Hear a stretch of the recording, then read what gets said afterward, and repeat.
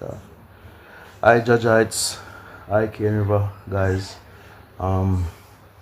Here we have Mr. Jimmy Brunette. He's another businessman. Yesterday we had Mr. Stewart, and we're gonna hear his story into business. But first, sir, place of birth. Place of birth, um,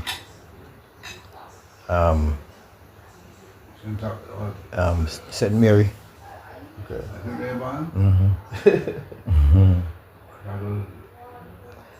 Born in St. Mary, on the coast, near to the coast. Yeah. How many siblings, sir? One. They're still alive? Still alive. Okay. Mommy and daddy? And mommy and daddy, not here anymore. Okay. So condolences, sir. Yeah. Well, sir, St. Mary's are far away from town. You have a lot of gap to fill. Well, I've got to look with my friend every now and again, you know. Yeah. So which primary school do you attend? In my young days, I was in Buff Bay, living in Buff Bay Yeah. as a child, and I went to Buff Bay Primary. Yeah. And then you move on to which high Then school? my parents moved to Kingston. When I came to Kingston, I went to high school by the name of My guess is JC. you're gonna say. no. I wasn't so bright to go to them school, my son. My parents had to pay for me to go to high school. Walgrove, went to Walgrove College. Walgrove? Right. I don't know. East Street? No man, Walgrove was just below Crossroads. Yeah.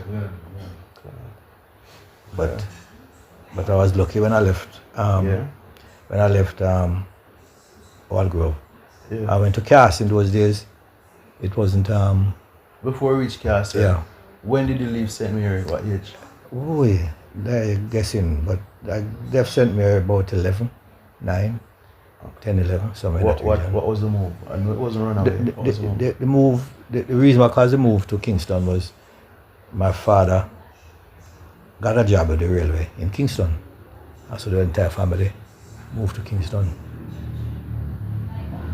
Okay. That's the reason. And what did you study at Cass, sir? The business and finance. What leaned you towards that direction? What led me toward that direction is my initial love was building construction. Yeah. But it was easier for me to get a job in an office as in an accounts department as in financial area than in construction. In those days, construction, at the early stage of construction is labor.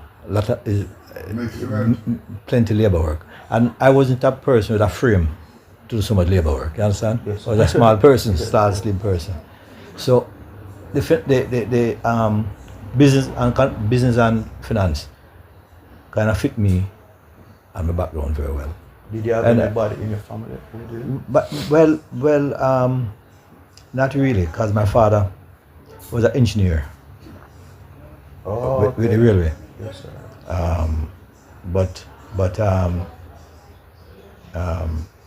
And I must tell you that he was an engineer with the railway in England before came to Jamaica because my mother, she was advised by doctors that she couldn't live in England because of the weather. Yes, sir. So he had to come back to Jamaica. Okay. What was the name of her condition? I don't know what her condition was, but the only thing I know is that the advice was that the English weather would be detrimental to her living here. She wouldn't keep good health. But isn't Portland as rainy as England? I don't think it's rainy. Oh, It's the temperature. Yeah. Temperature. How did you maneuver and put yourself through Cass, sir? Well, it wasn't. I always had a knack for figures. When I did GCT, the highest part I got was in maths. So I always had a knack for figures, numbers. And so accounting and I finance. love money, sir. Which one? Well, well, when you start, you don't get a lot of money at first, but yeah, accounting and finance was right up my street. Any teacher impact you? That impact you?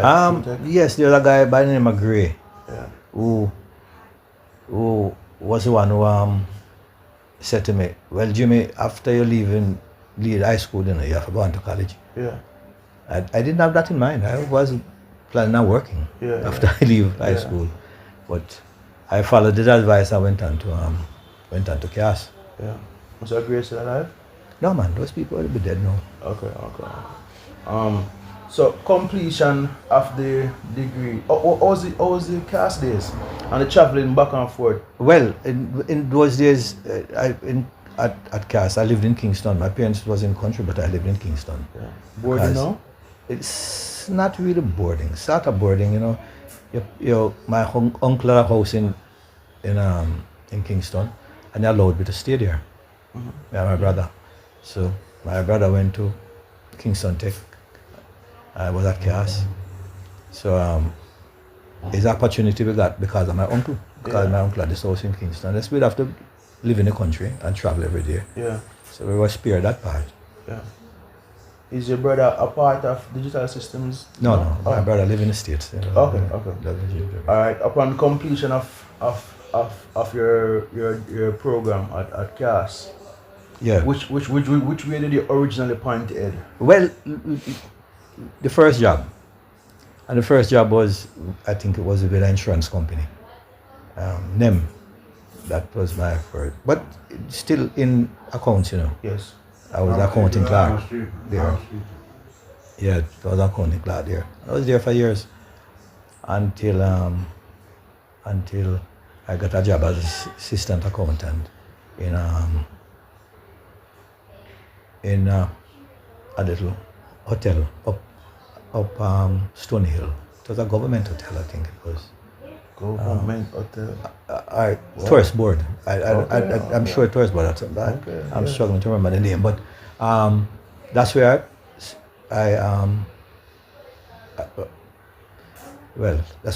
that was a major job after leaving school. Lot of experience and just for your children and grandchildren reference. How much did you get per month? in those days, it was per month, yes, but it couldn't be more than about $20 or something like that. I don't think it would be much more than that. Yeah, somewhere in the region. Teachers were getting 14 pounds a month. It was so difficult for me to live off it, because I was living in my own clothes. It never cost me a cent, Yeah. So was the digital systems dream sold at that time? Or where was it? Where were you looking? Yeah. What happened is that after I leave the hotel, it was Casamante Hotel, I think the place. After I left Casamante, I went to an insurance company, NEM. And then I left NEM, went to Medical Associates as accountant. And then I left Medical Associates, I went to Xerox. That's right. Right. Well, at Xerox. And this is where you Right. grab a gear. Right. That's where I changed the gear. Alright. Because at Xerox, I started out as the accountant, but in short order, I became the financial manager for Xerox. Yeah. And I got the opportunity to go to Xerox University for a year in the States. They run a training place in the States, a university. And I got the opportunity to go. And so came back as financial manager for the local Xerox. And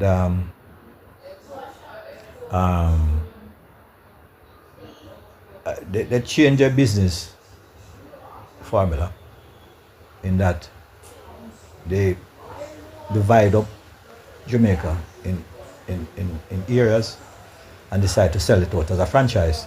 That means their business in those areas, whoever buy that franchise, would control the business that they had in that area. And because of our association with them, I decided to, with another partner of mine, we decided to buy one of the franchise First franchise we bought was one in Manchester, Yeah. Mandeville, and then we bought one in Spanish Town, and then one in Kingston. So we had 3 franchises Yeah. with myself and my partner, and that's how the business started. Digital System and Supplies. Yeah. Wow. So which year is it, sir? Oh, that's about 26 years 20? ago. Oh, 26 years ago. Oh, yeah. All right. You see the direction it was going. You saw the books. You were the inside man. You saw the figures. You saw the direction, and then you saw a opportunity. What was the first thing you changed inside the franchise after owning the first store? Well, when we bought the franchise, it only involved Xerox goods. Yeah. But we expanded the business. Yeah. So we brought in Brother, we brought in HP, and whatever name, whatever was the demand, Yeah. we included it in our business. Yeah. So it wasn't just Xerox.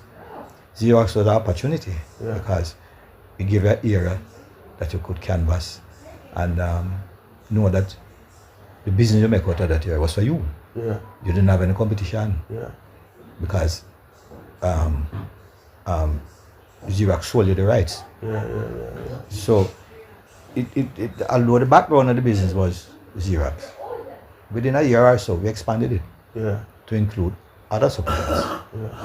Like I said, Brother was a big one of us, big part of our So, sales.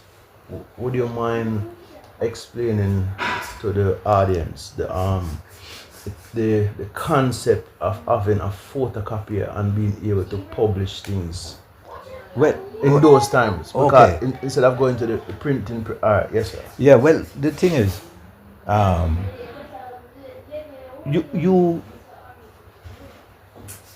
you don't, you can come up with an idea. You have an idea, and you get it, you have to put it in a permanent format. Yeah. The idea is just in your head. But if you need to put it in a format where you can remember it or keep it or something, you have to put it in a permanent format. Yeah. So you can either draw or get an artist to draw it for you. But the thing is, you still need a permanent way to keep it fixed. What a copier does is that anything you send to it, it print. The copier don't have a choice to vary anything you send to it, And when you see the reproduction, then you can critique that. You can decide, I don't want this in there. I want to take out this. I want to add that. Yeah. And any command you send through the machine, Yeah. any command you send through the machine to the copier, it's followed. Yeah. Isha. Yeah. And that's why one of the things that make Xerox so popular, Yeah. because their equipment was such that they could produce something very near to the original. And so I think that's why their business worldwide did so well in those days, because things have changed, Yeah. But in Jamaica, they were smart. They put in a scheme where you could use the equipment without owning the equipment. They put in a rental scheme. Yeah. So if you don't have the capital to own the equipment, you rent the equipment. You pay some small amount of money every month and some maintenance, and the equipment is right there at your fingertip. Yeah. So that's a big move, and it allows Xerox to have been a dominant company worldwide, not just Jamaica. These people with ideas that are coming to you, what businesses these people run? The majority of these people. Okay, people with ideas, they're usually small business. Okay. Most of them Yes, sir. And Yes, sir. they come with an idea. We use graphic artists, people who get formally trained to design from ideas, Yes, sir. whatever idea, and and reproduce it. Once you have the the equipment, you can design and reproduce. Yeah. And the equipment allows you to vary and make changes until you think you have a perfect print, Yes, a perfect copy. Yeah.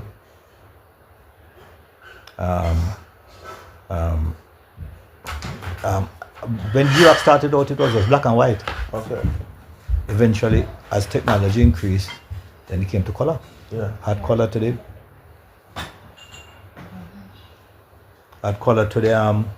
to the offerings. Yeah. And then a lot of other companies also got involved in the business because Father fashion. I'm seeing success. Expansion, you know.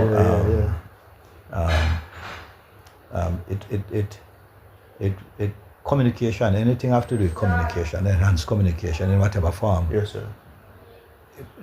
The whole world is based on that in communication, you know. Yeah. Movement of ideas from one year to the movement of thought, movement of printed material, things that can be signed and be a permanent agreement that you have evidence backing it up. So that whole era, part of revolution in business came about because of the Xerox and companies like Xerox. And Xerox was one of the foremost one, you know. Because the equipment they produce couldn't reproduce back anything. Might be in a better form than the original. Yeah. Remember the first time I hear about a Xerox was a movie called Romance in the Stone. Where they went to Carter Inn and they had a treasure map and they had to find a Xerox in the city. Oh, okay. Yeah. No. So, alright, so ideas. It's based around ideas, right, sir? But I noticed that I once went to a business similar to yours that was in New Kingston Shopping Center, and the clients there, I don't know if it had to do with the location, but your business was more for the common man, was more set up for the man who, small business who were really a try, because the persons I noticed were in the New Kingston branch of that Xerox place, like yours. It was a different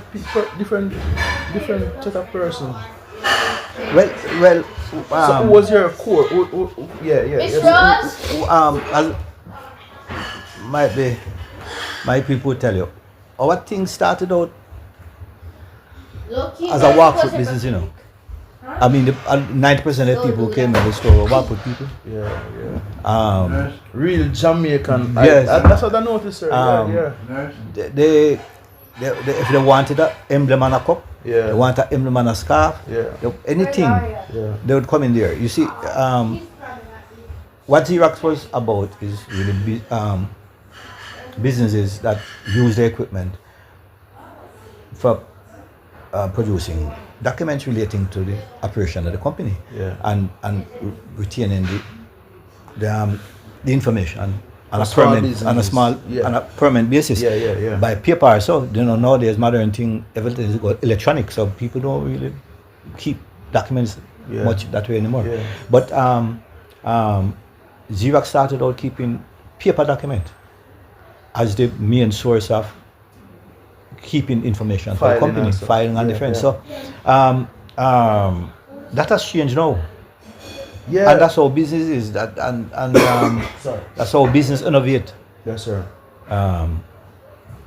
Everything go to IT now, and everything is kept in digital files. Yes, sir. You know, this wave that coming in, sir, with AI and paperless. Right. What was the most threatening wave before this one? Well, that you had to innovate around. Well, our thing really, as I said, start out black and white. Then move to color.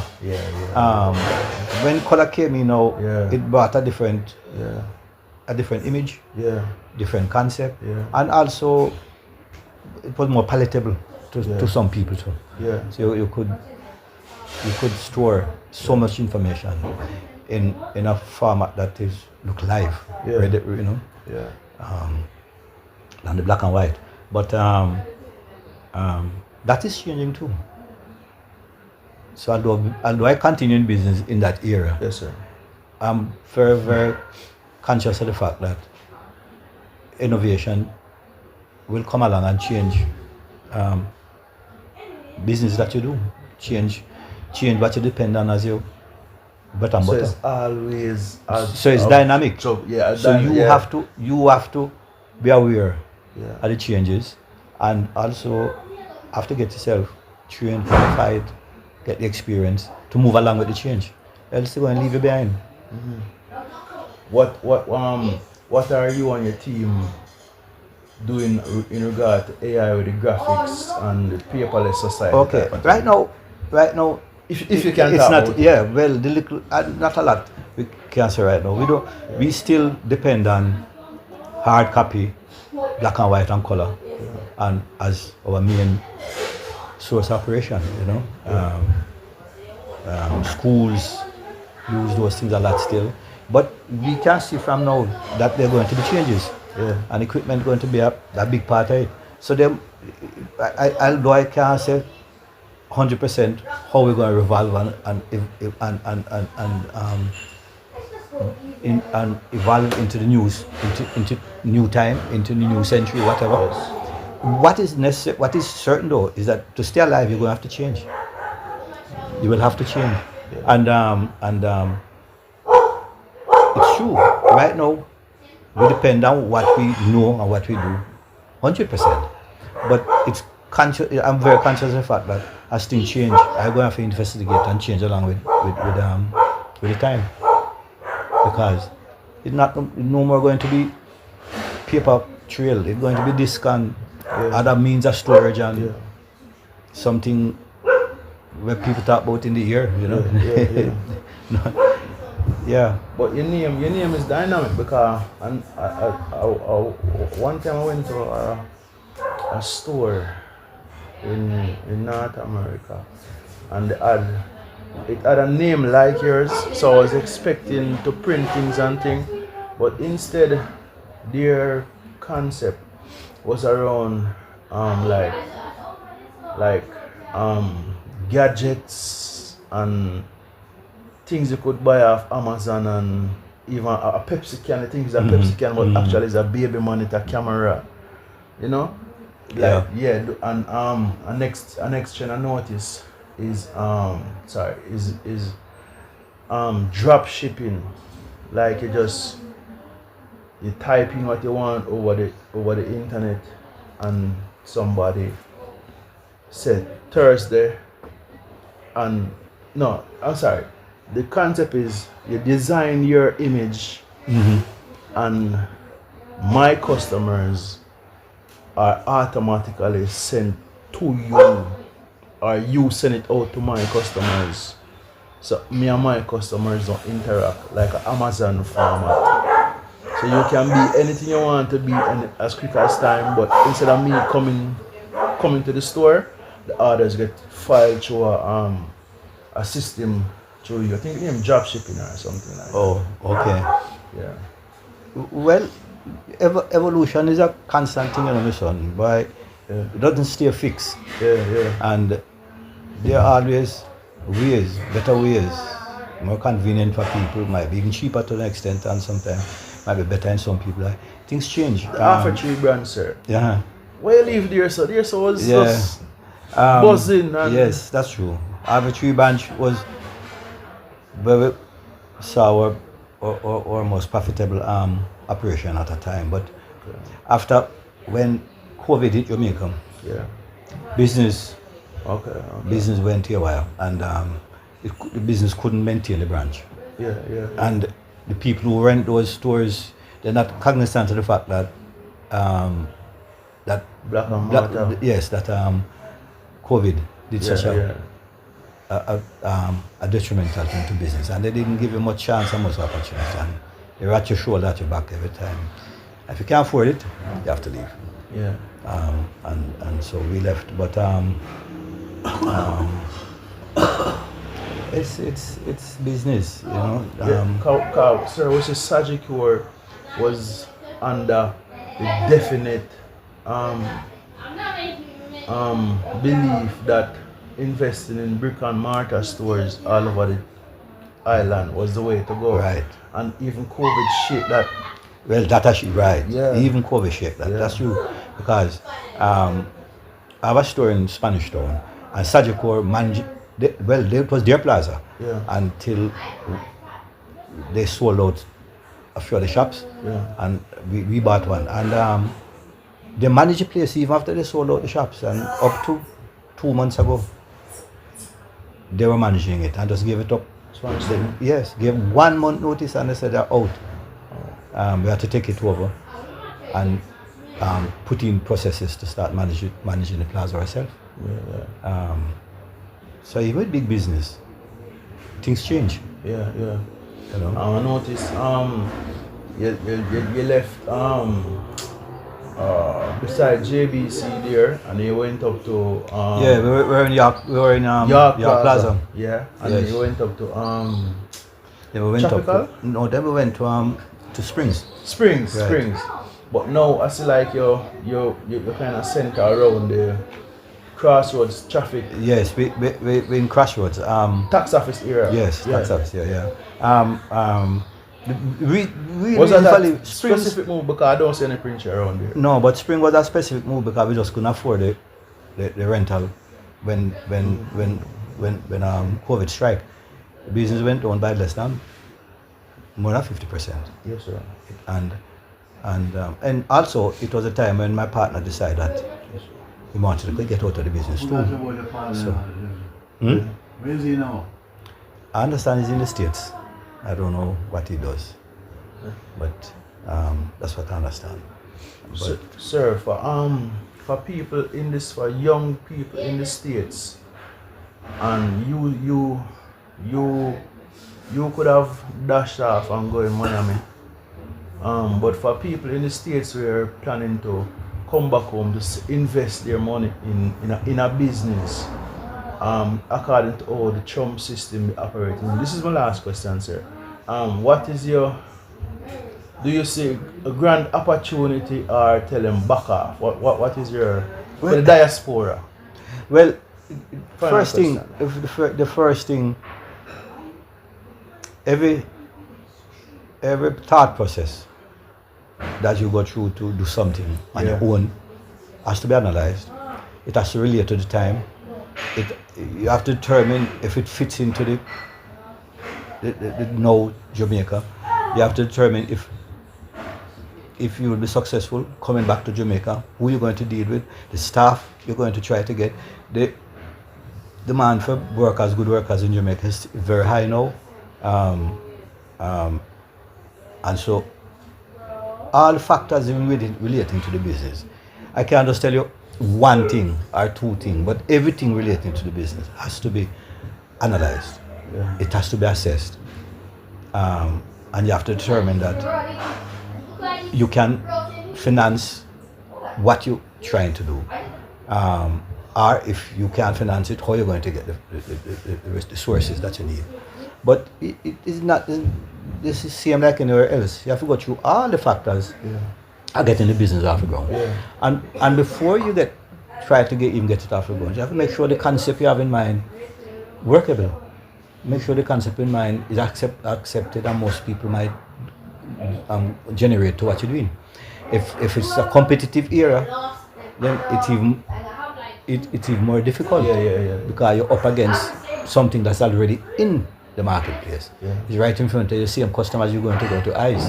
People don't change that easy, you know. Much as even they will tell you that they get bad service, they're still with the same company. It's an analysis you have to do.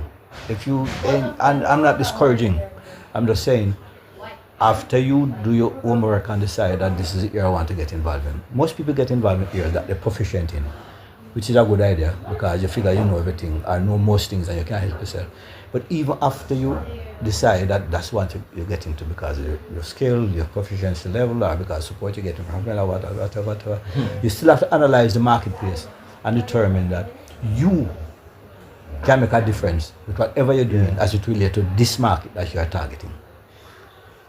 It's critical because, believe me, competition is everywhere. It's not like first time when the competition was not so severe. Now competition is everywhere. Everybody trying to do something and wants to be successful out of whatever they do. So I don't have a panacea for anybody, but what I know as a fact, you have to analyze, you have to look at what's happening in the market, you have to try and understand what other people are doing if it relates to you, and also you have to start at a level that you can support the business, because the finance companies here, they're very, very, very, very tight in how they operate. Finance companies. Yes, very, very tight how you operate. So you have to be careful. I've been through a situation where the bank calling the loan on me, and if you didn't have some planning process to survive in things like those, you'd fall.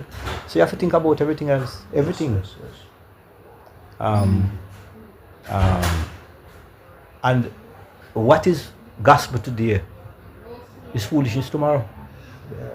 You understand? I would to a young person trying to start a business at first, I would encourage them to work first. And it's a old man suggestion: work in the field first, and get some experience. See what is wrong with the area. See what people are doing wrong. See not the people you work with are doing something wrong. Whatever, analyze everything and put that together in your mind before you think about going on your own. Yes, sir. Sir, thank you for this. Thank you for this information on the professional side of your work. That's it. Just thank you, sir. Yeah, man. All right, thank you, sir. Guys, remember, if you need your documents, paper trail, ideas, posters, mugs, cups, shirts, all those promotional items, you have digital systems in same Azan's Plaza by Crossroads and the tax office right upstairs there, right beside the stall. And where other locations? Spanish Town, Sagicor Shopping Center, and Man Neville Ward Avenue.